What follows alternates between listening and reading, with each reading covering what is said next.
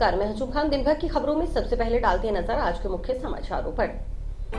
दर्जनों वाहनों के साथ कोहला से कलेक्ट्रेट तक निकाली जनाक्रोश रैली। कलेक्ट्रेट के समक्ष डाला बेबुनियादी पड़ाव, आर पार की लड़ाई की दी चेतावनी। राजीव गांधी युवा मित्रों से लिया फीडबैक। जिला कलेक्ट्रेट सभागार में हुई कार्यशाला। स्कूली बच्चों के साथ स्टाफ व वाहन चालकों की जांची आंखें। पौधारोपण कर सार संभाल का लिया संकल्प। दहेज हत्या के मामले में महिला थाना पुलिस ने आरोपी पति को किया गिरफ्तार। अब खबरें विस्तार से। गांव कोहला में जिला स्तरीय हड्डा रोडी बनाने के खिलाफ आंदोलन कर रहे ग्रामीणों ने सोमवार को पूर्व घोषणा अनुसार दर्जनों वाहनों के साथ गांव कोहला से कलेक्ट्रेट तक जनाक्रोश रैली निकाली। मांग की तरफ प्रशासन की ओर से गौर नहीं किए जाने के खिलाफ निकाली गई रैली में शामिल ग्रामीणों में भारी आक्रोश देखने को मिला। हड्डा रोडी हटाओ संघर्ष समिति कोहला के बैनर तले निकाली गई जनाक्रोश रैली में पुरुषों के साथ भारी तादाद में महिलाएं भी शामिल हुई।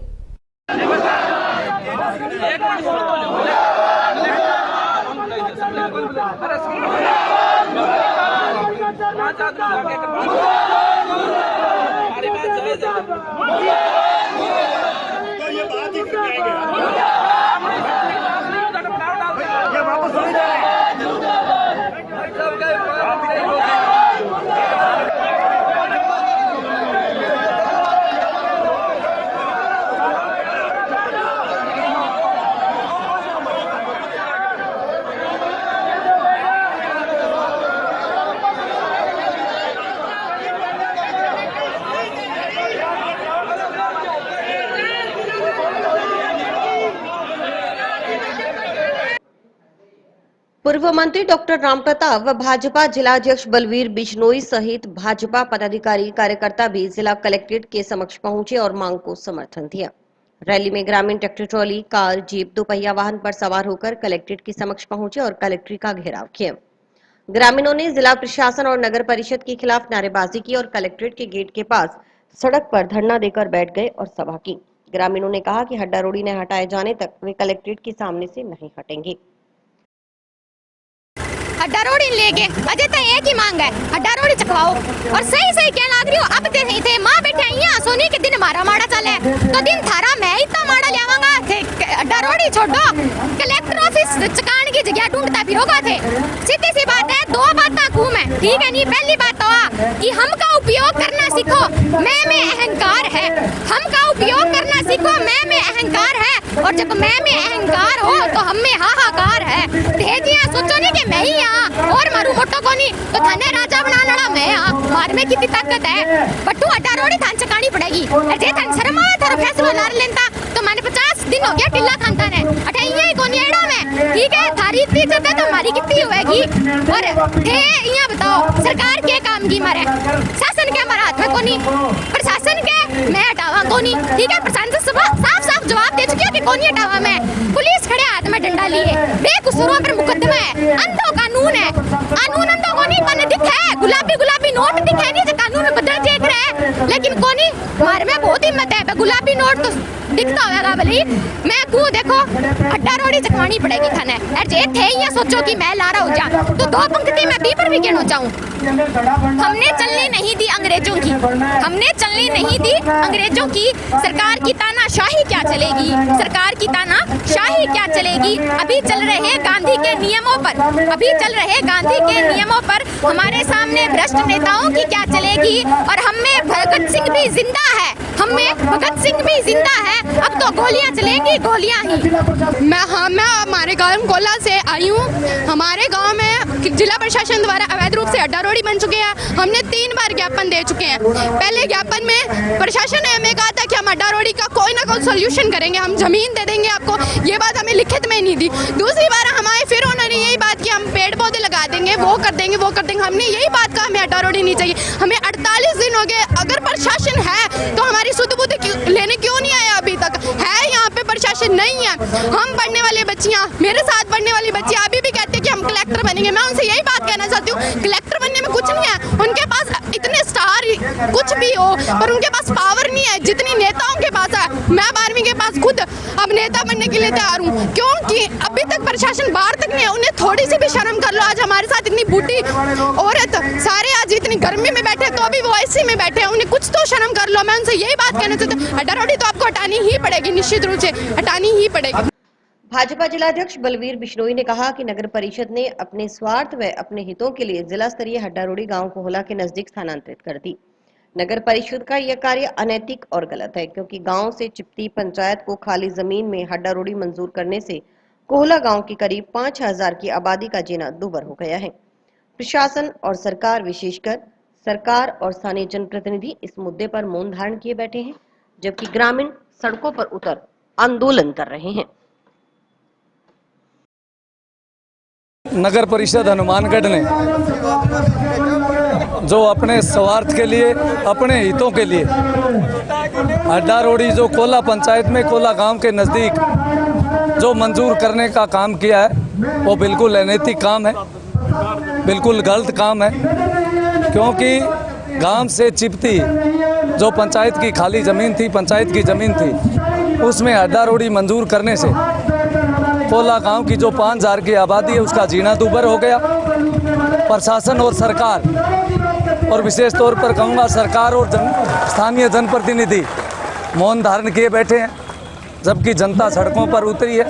और भारतीय जनता पार्टी इस न्यायिक मांग पर, जनता की उचित मांग पर भारतीय जनता पार्टी कोला जो संघर्ष समिति है उसका समर्थन करती है और कोला से हड्डी रोड़ा हटाने की सरकार से मांग करती है। पूर्व पार्षद देवेंद्र पारिक ने आरोप लगाया कि गांव कोहला में हड्डारोड़ी के खिलाफ करीबन 50 दिनों से धरना चल रहा है, लेकिन जिला प्रशासन अपनी जिद पर अड़ा हुआ है। सभी मापदंडों को दरकिनार कर भूमाफिया को फायदा पहुंचाने के लिए रेवेन्यू कोर्ट से स्टे वाली गांव से करीब 550 मीटर की दूरी पर स्थित जमीन पर जिला स्तरीय हड्डारोड़ी मंजूर कर दी। उन्होंने आरोप लगाया कि जिला प्रशासन कोहला गांव को उजाड़ने का प्रयास कर रहा है। यह फैसला प्रशासन की ओर से आनन फानन में लिया गया है। कोला बचाओ संघर्ष समिति द्वारा 51वां दिन धरने का है और आज इतनी बड़ी तादाद में मात्र शक्ति है कोला गांव, आसपास के क्षेत्र के गांव के लोग, सब लोग आज जिला कलेक्टर को इतने बड़े जन समर्थन के साथ उस हड्डारोड़ी को हटाने के लिए ज्ञापन देने आए हैं। मेरी प्रशासन से मांग है कि 51 दिन धरने को हो गए, जन भावना का आदर करते हुए उस हड्डारोड़ी को जो आपने वहां पर स्थापित करने का प्रयास किया, उस निर्णय को आप वापस कर लीजिए। क्योंकि एक तो इन्होंने कोई भी जो मापदंड, जो नियम कायदे उनको दरकिनार कर दिया। रेवेन्यू कोर्ट का उस पर स्टे था, उसके बावजूद भी वहां पर जबरदस्ती निर्माण किया है। तो ये प्रशासन की सरासर तानाशाही है। आज इस जन भावना को देखते हुए प्रशासन को ये निर्णय वापस करना चाहिए। और इतना महत्वपूर्ण निर्णय था, इतनी महत्वपूर्ण बड़ी समस्या थी, इसको प्रशासन ने गंभीरता के साथ कोई ऐसा स्थान चयनित करना चाहिए था जो विवादास्पद ना हो, जहाँ से किसी को परेशानी नहीं हो। तो प्रशासन को दोबारा अपने निर्णय पर पुनर्विचार करना चाहिए। संघर्ष समिति के संयोजक लीलाधर शर्मा ने कहा कि 49 दिन से गांव के पुरुष और महिलाएं धूप, बारिश, आंधी में धरने पर बैठे हैं, लेकिन एसी में बैठने वाले अधिकारियों ने ग्रामीणों की सुध नहीं ली।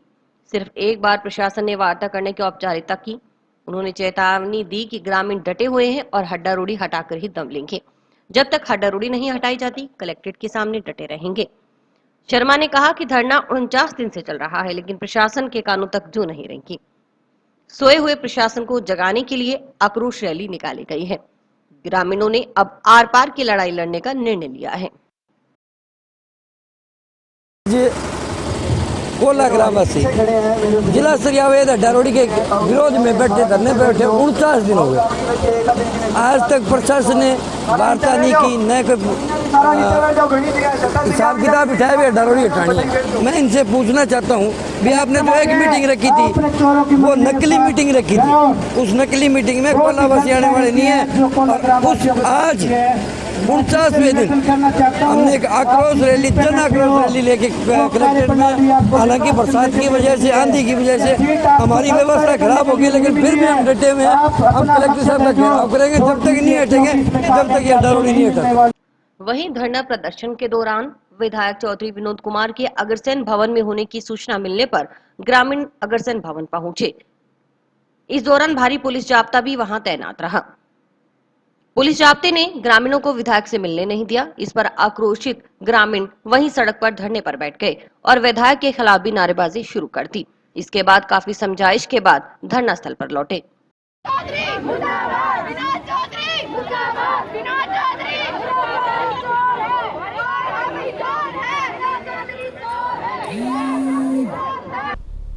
इस मुद्दे पर जिला कलेक्टर नथमल डिडेल ने कहा कि किसी भी शहर या गांव में मृत पशुओं का निस्तारण बड़ा महत्वपूर्ण और आवश्यक कार्य है। पूर्व में जंक्शन में नवा बाईपास रोड पर जिस जगह हड्डारोड़ी चल रही थी वह जगह प्रशासन की ओर से कल्याणकारी कार्य मेडिकल कॉलेज के निर्माण के लिए दे दी गई है। इसलिए गांव कोहला के पास विकल्प के रूप में जगह देखी गई, जो गांव कोहला से करीब 2 से 2.5 किलोमीटर की दूरी पर है। उस जगह पर नगर परिषद की ओर से 4 दीवारी का निर्माण करवाया गया। देखिए, किसी भी गांव या शहर में मृत पशुओं का जो निस्तारण है वो बहुत ही महत्वपूर्ण कार्य है और आवश्यक भी है। नगर परिषद में जो पहले स्थान था वो हमने कल्याणकारी कार्य मेडिकल कॉलेज के निर्माण कार्य के लिए वो ज़मीन दे दी है। इसलिए हमने अल्टरनेट ज़मीन कोहला गांव के बिल्कुल पास से देखी। वो लगभग गांव से 1100 मीटर तो एरियल डिस्टेंस पे, अदरवाइज 2 से 2.5 किलोमीटर की दूरी पर है। उस जगह पर नगर परिषद की तरफ से बाउंड्री भी बनाई गई, लेकिन केवल मात्र आशंका के मद्देनज़र कोहला के ग्रामवासी पिछले लगभग 45 दिनों से धरना दे रहे हैं कि ये कोहला से हड्डारोड़ी हटाई जाए। मेरा मानना है कि पशु जो मरे हुए हैं उनका निस्तारण बहुत इम्पोर्टेंट है।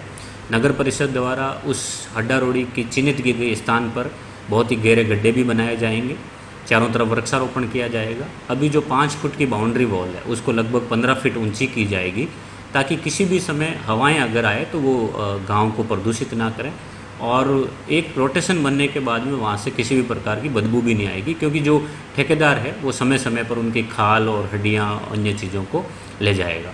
तो केवल मात्र आशंका के मद्देनज़र किसी भी प्रकार का आंदोलन करना गलत है, और इस जगह को हम अच्छे से सौंदर्यीकरण करके और जो लेटेस्ट टेक्निक है ताकि किसी भी प्रकार की बदबू नहीं आए, इस आधार पर हम उस जगह पर हड्डारोड़ी को सुव्यवस्थित तरीके से विकसित करेंगे। आज इनका आक्रोश रैली है ग्रामवासियों की, और हमने भी बार बार इनको समझाइश की है कि केवल मात्र आशंका के बल पर इतना प्रकार धरना प्रदर्शन करना अच्छी बात नहीं है। ज्ञापन भी देंगे, ज्ञापन के तथ्यों को देख लेंगे और शीघ्र ही उस पर निर्माण कार्य शुरू किया जाएगा। सांख्यिकी और अर्थशास्त्र विभाग की ओर से हनुमानगढ़ में भेजे गए 40 राजीव गांधी युवा मित्रों से सोमवार को जिला कलेक्टर नथमल डिडेल ने फीडबैक लिया। कलेक्ट्रेट सभागार में आयोजित कार्यशाला में फीडबैक लेकर कलेक्टर ने राजीव गांधी युवा मित्रों को प्रेरित किया। मीडिया कर्मियों से बातचीत करते हुए कलेक्टर नथमल डिडेल ने बताया कि हनुमानगढ़ जिले को 40 राजीव गांधी युवा मित्र आवंटित हुए हैं। राजीव गांधी युवा मित्र सांख्यिकी और अर्थशास्त्र विभाग की ओर से पूरे राज्य में भेजे गए हैं। राजीव गांधी युवा मित्र घर घर जाकर सर्वे करेंगे। सर्वे के जरिए ये पता लगाएंगे कि प्रत्येक घर में ऐसे कौन कौन से लाभार्थी हैं जिन्हें किसी योजना का लाभ दिया जा सकता है। साथ ही बजट में की गई महत्वपूर्ण घोषणाएं और मुख्यमंत्री की ओर से आमजन के हित में चलाई जा रही सभी कल्याणकारी योजनाओं का प्रचार प्रसार करेंगे। पात्र व्यक्ति को इन योजनाओं से जोड़ने का कार्य भी करेंगे। कलेक्टर ने बताया कि इस संबंध में सोमवार को बैठक की गई। उन्होंने बताया कि व्हाट्सएप ग्रुप बनाकर इनकी लगातार मॉनिटरिंग की जाएगी, ताकि सरकार की कल्याणकारी योजनाओं का अधिकतम प्रचार प्रसार हो सके और ज्यादा से ज्यादा लोगों को योजनाओं का लाभ मिले। की अप्रोच तक करना, ताकि जो व्यक्ति जिस योजना के लिए एलिजिबल है उसको हम उसका लाभ दें। तो ये आप जो 40 युवा हैं उनका हमें ध्यान रखें। और साथ साथ में क्या, अब आप लोग आपके परिवार में प्लास्टिक का इस्तेमाल मत करो। कोई भी पड़ोसी इस्तेमाल कर रहा है उसको बोलो कि कपड़े का थैला इस्तेमाल किया कर, सब्जी फ्रूट्स ला रहा। घातक चीज, आप धीरे धीरे इस नशे को कम करो और इसको समाप्त करो। ये नशा आपको और आपकी आने वाली पीढ़ी के लिए खराब है। नशे की बात करो, कोई कचरा फैला रहा है, क्योंकि आप अपनी ग्राम पंचायत है, हमारा अपना मोहल्ला है, हमारी अपनी गली है, तो कृपया करके इसको आप नहीं करें। हनुमानगढ़ जिले को 40 राजीव गांधी युवा मित्र अलॉट हुए हैं। ये department of statics and economics की तरफ से पूरे राजस्थान में भेजे जा रहे हैं। ये वो युवा वर्कफोर्स है जो घर घर जा कर के सर्वे भी करेगी, और जो सेचुरेशन अप्रोच है, यानी कि प्रत्येक घर में कौन कौन से लाभार्थी कौन कौन सी योजना में कवर किए जा सकते हैं या कहाँ पे किस योजना का लाभ दिया जा सकता है। साथ ही बजट में की गई बहुत ही महत्वपूर्ण घोषणाएं और माननीय मुख्यमंत्री जी द्वारा आमजन के हित के लिए चलाई जा रही समस्त कल्याणकारी योजनाओं का भी अधिकतम प्रचार प्रसार, और उस आमजन को, एलिजिबल व्यक्ति को उस योजना के लाभ से जोड़ने का कार्य करेगी। इस संदर्भ में आज एक मीटिंग की गई, एक व्हाट्सएप ग्रुप बना करके हम इनका लगातार मॉनिटरिंग भी करेंगे, ताकि जो कल्याणकारी योजनाएं हैं उनका अधिकतम प्रचार प्रसार हो, अधिकतम लोगों को लाभ मिले। नया कार्यक्रम राज्य सरकार द्वारा स्टार्ट किया गया है, राजीव गांधी युवा मित्र। इसके अंदर 40 युवा मित्र हैं जो राज्य सरकार द्वारा अपने पास भिजवाए गए हैं और इनका जो मेन वर्क होगा वो होगा सरकार की जितनी भी जन कल्याणकारी योजनाएं हैं उनका प्रचार प्रसार करना, कोई वंचित है तो उसको लाभ दिलाना, उसकी सरकारी ऑफिसों में थोड़ी सी हेल्प करना ताकि वो वक्त पर उसको लाभ मिले। इसके अलावा जागरूकता या सामाजिक जो अपने वर्क हैं, नशा मुक्ति, खेल के प्रति आकर्षित करना, इस तरह के ये लोग वर्क करेंगे। तो इससे संबंधित आज कार्यशाला भी आयोजित की गई है जिसमें इनको बताया गया है कि किस तरह से अपने को वर्क करना है। बाकी ये सभी प्रशिक्षित हैं और फील्ड में अच्छा वर्क कर रहे हैं। तकरीबन 1 महीने से लगातार वर्क कर रहे हैं और इन्होंने काफ़ी लोगों को लाभान्वित भी किया है। चोरी के करीब 8 साल पुराने प्रकरण में मुख्य न्यायिक मजिस्ट्रेट रवि प्रकाश सुथार ने फैसला सुनाते हुए आरोपी को 1 साल के कारावास और 5,000 रुपए के जुर्माने से दंडित किया है। जुर्माना अदा नहीं करने पर अतिरिक्त कारावास भुगतना होगा। पैरवी अभियोजन अधिकारी मीनाक्षी भिडासरा ने की।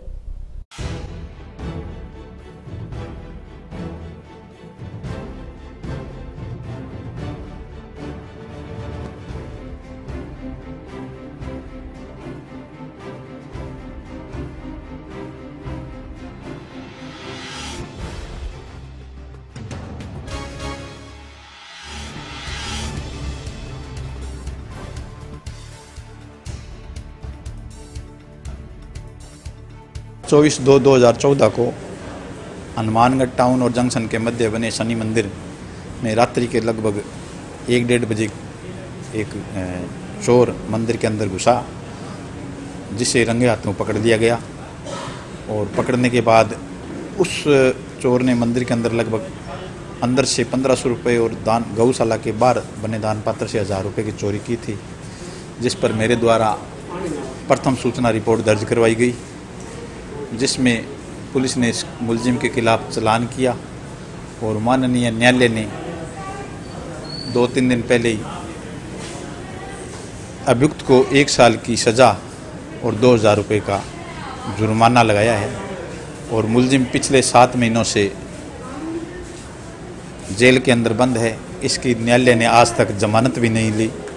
इस प्रकार के फैसले अगर कोर्ट देगी तो लोगों की आस्था न्यायालय के प्रति ज़्यादा बढ़ेगी। मैं कोर्ट के फैसले का स्वागत करता हूं। दहेज हत्या के मामले में महिला थाना पुलिस ने आरोपी पति को गिरफ्तार किया है। गिरफ्तार आरोपी की पहचान रघुवीर सिंह पुत्र नायब सिंह निवासी शाहपिनी के रूप में हुई है। रघुवीर सिंह पंजाब रोडवेज में परिचालक के पद पर है। पुलिस उप अधीक्षक प्रशांत कौशिक ने बताया कि दहेज हत्या के मामले में रघुवीर सिंह को गिरफ्तार कर रविवार को पीलीबंगा कोर्ट में पेश कर 2 दिन का रिमांड मंजूर करवाया गया। उससे अनुसंधान जारी है।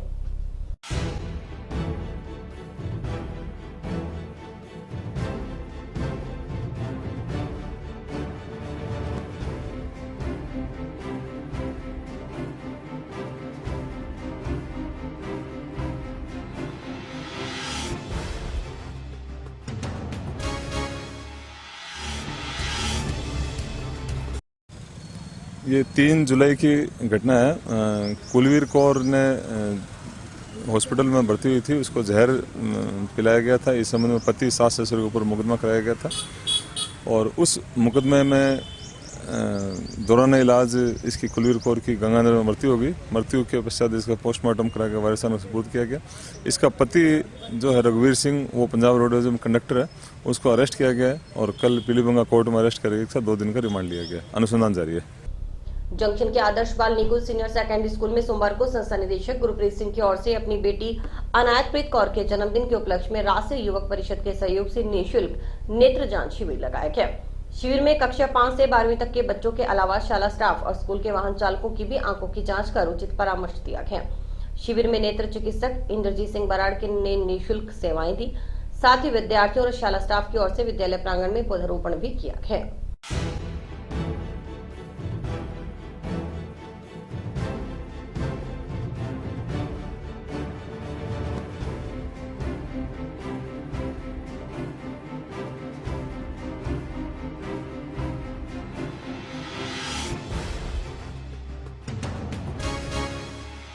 राष्ट्रीय युवक परिषद की तरफ से हमारे विद्यालय Adarsh Bal Nikunj senior secondary school Hanumangarh junction में नेत्र जांच का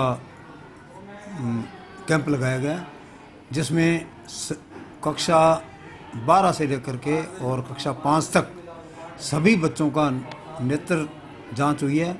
इसके अलावा हमारे स्टाफ में जो 30 स्टाफ मेंबर्स हैं समेत ड्राइवर वगैरह, उनकी भी सबकी जांच हुई है। और ये जो राष्ट्रीय योग परिषद की तरफ से कार्यक्रम चलाया जा रहा है, ये बहुत ही उत्तम कार्यक्रम है, बहुत ही सराहनीय है और समाज के लिए एक लाभदायक है। बहुत से हमारे गार्जियन को और बच्चों को ये पता ही नहीं लगता कि बोर्ड पर जो लिखा हुआ है वो समझ में आता है कि नहीं आता है, दिखता है कि नहीं दिखता है, धुंधला दिखता है या कैसे दिखता है। ना तो उनके अभिभावक इस बात को ध्यान देते हैं, ना ही बच्चे इस बात को ध्यान देते हैं। ऐसा लगता है मुझे कि जो कोरोना काल आया था उसमें जो सबसे ज़्यादा मोबाइल का यूज़ हुआ है, उसके कारण से बच्चों की 40% बच्चों का ऐसा आया है कि उनको धुंधला दिखता है, कुछ समझ नहीं आता बोर्ड पे। लेकिन उन्होंने अपने माँ बाप को, अपने गार्जियन को, किसी को भी ये नहीं बताया और ना ही वो टीचर्स को इस बात की शिकायत करते हैं। लेकिन हमें ये महसूस हुआ कि ऐसा इनके लिए होना चाहिए, इनकी आंखें जांच होनी चाहिए। आज हमारी राष्ट्रीय परिषद द्वारा से चौथा कैंप यहाँ लगाया जा रहा है। पहला कैंप लगाया था हमारा टाउन के अंदर, फिर बड़े स्कूल में, गुरु हरिकृष्ण पब्लिक स्कूल में, और आज यहाँ। अभी तक हमने 2400 लोगों बच्चों स्टूडेंटों की जांच कर चुके हैं, जिसमें 40% कमी पाई गई है। आज मेरी बेटी अनायतप्रीत कौर का बर्थडे है। उस जन्मदिन के उपलक्ष्य में हमने अनूठी पहल की है। एक तो राष्ट्रीय युवक परिषद के सहयोग से हमने निःशुल्क नेत्र जांच शिविर लगाया और हमने इस मौके पे विद्यार्थियों और हमारे द्वारा पौधारोपण भी किया गया। NH 754 के भारतमाला परियोजना में निकल रही सड़क पर पुलिया का निर्माण परिवर्तन कर सही जगह पुलिया बनवाने की मांग को लेकर किशनपुरा दिखनादा के चक 19 के एसपी की किसानों ने सोमवार को कलेक्टर को ज्ञापन सौंपा।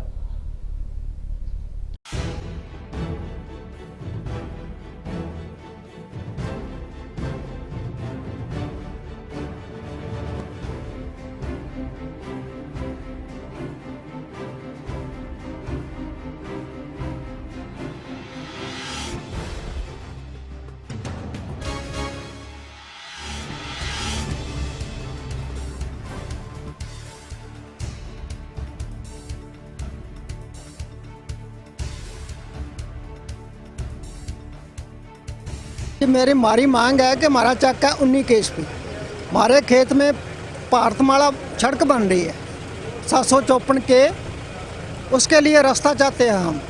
एक तरफ 20 किसान, 15-20 किसान है, एक तरफ एक किसान है। NH एक किसान के कहने पर लग के उसके खेत में बना रही है, और जिस तरफ 15-20 आदमी है उस तरफ नहीं बना ली। कम से कम 100 ही होंगे, 200-250 बीघा ज़मीन पड़ती है।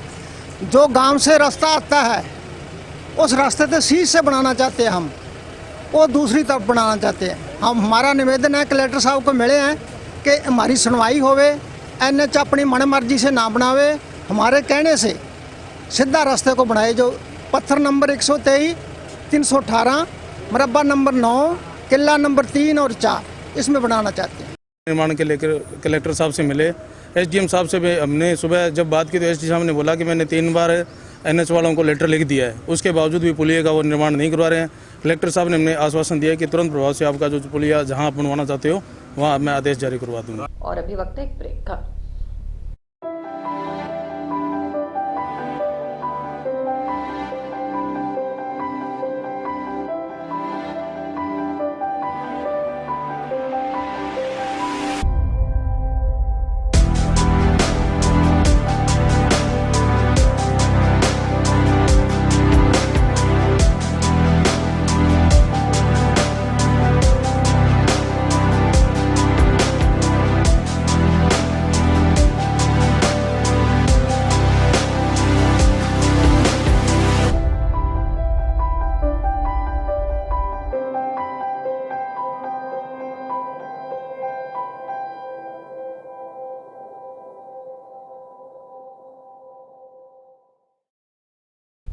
जंक्शन के वार्ड नंबर 15 स्थित नगीना वाटिका में पर्यावरण संरक्षण के तहत पौधरोपण अभियान का आगाज किया गया। पौधरोपण अभियान के तहत वार्ड के लगभग 20 से अधिक महिलाओं ने पार्षद नगीना बाई से प्रेरित होकर एक एक पौधा लगाकर उसकी सार संभाल का जिम्मा लिया।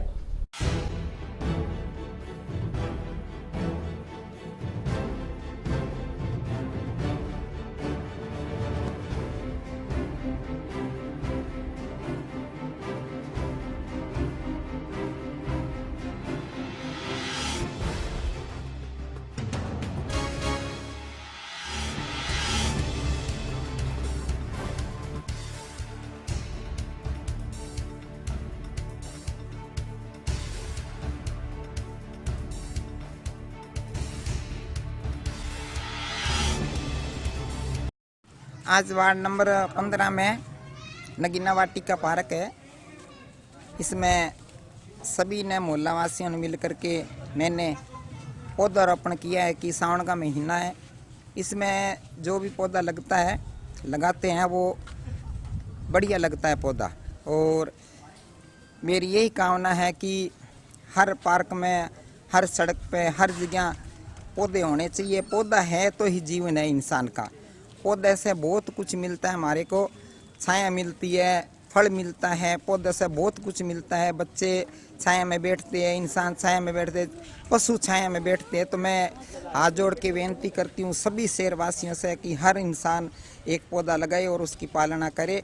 पौधा है तो जीवन है।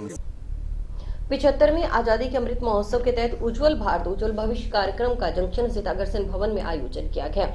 जोधपुर विद्युत वितरण निगम की ओर से आयोजित कार्यक्रम में विद्युत निगम में हुई प्रगति और वर्ष 2047 तक की आकांक्षाओं पर आयोजित कार्यक्रम में चर्चाएं की गई। कार्यक्रम के मुख्य अतिथि विधायक चौधरी विनोद कुमार, कलेक्टर नतमली डील और सभापति गणेशनाथ बंसल थे।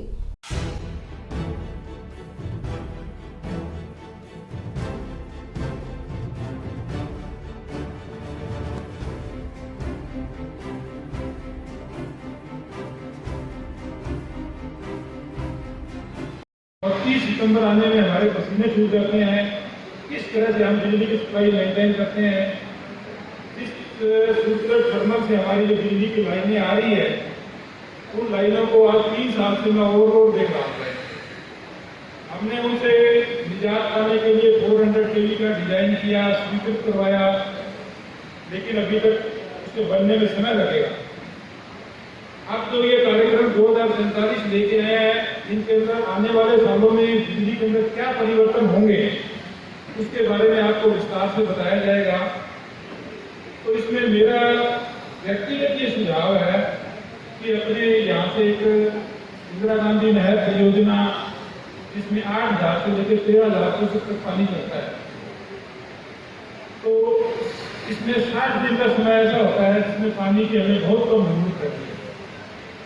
तो हम लोग एक ऐसा डिटेल प्रोजेक्ट रिपोर्ट बनाएं जिससे इसके पानी को एक जलाशय बना के हम इसको स्टोर करें और उसको सौर ऊर्जा के द्वारा हम ऊपर एक हाइट पे लेके जाएं इस पानी को, और रात के समय कम से कम 500 मेगावाट का इस पानी से हम जनरेशन करें।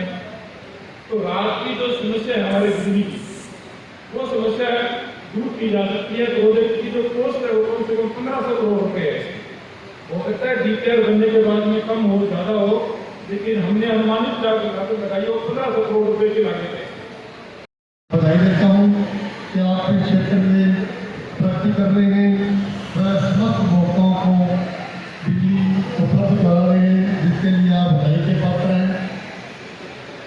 मैं सभी माननीय से निवेदन करूँगा कि बिजली की बचत भी करें। आप जब भी घर से बाहर निकलें, अपने एसी का बटन या बिजली का बटन बंद करके निकले, ऑफिस से निकले, तब यह भी नहीं माने कि सरकारी है, तब भी आप बिजली की बचत करें, इसीलिए अपना भविष्य उज्ज्वल है। मैं पूरे को बधाई देता हूँ।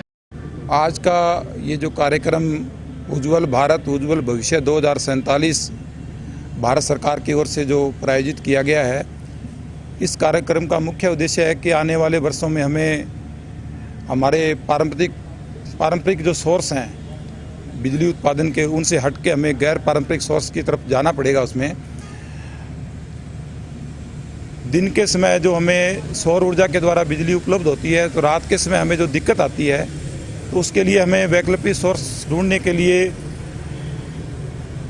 हमें जो इलेक्ट्रिक कार्स है, इलेक्ट्रिक बसें हैं, इलेक्ट्रिक ट्रांसपोर्टेशन है, इलेक्ट्रिक ट्रेन्स है, इन साधनों की तरफ हमें दिनों दिन बढ़ना पड़ेगा उसमें। और रात के समय जो बिजली की कटौती रहती है, तो उस पर हमें दो ही चीज़ों से बिजली मिल सकती है उसमें, या तो थर्मल की बिजली मिले, या पवन ऊर्जा मिले, या हाइडल की बिजली हमें मिले। लेकिन पवन ऊर्जा के अंदर समस्या सबसे बड़ी ये है कि जैसे हवा का वेग कम होता है, तो पवन ऊर्जा अपने आप में उतना उत्पादन नहीं रह पाता कि हम लोग उस मांग को पूरा कर सकें। इसके लिए भारत सरकार ने 2047 के देखते हुए एक नई थीम तैयार की है, जिससे आने वाले समय में जो सौर ऊर्जा बनेगी उसको लिथियम की बैटरी के अंदर स्टोरेज करके और उस ऊर्जा को रात के समय सप्लाई दी जाएगी उसमें। और इसी के साथ समाचार समाप्त हुए। रोजाना देखते रहिए समाचार। नमस्कार।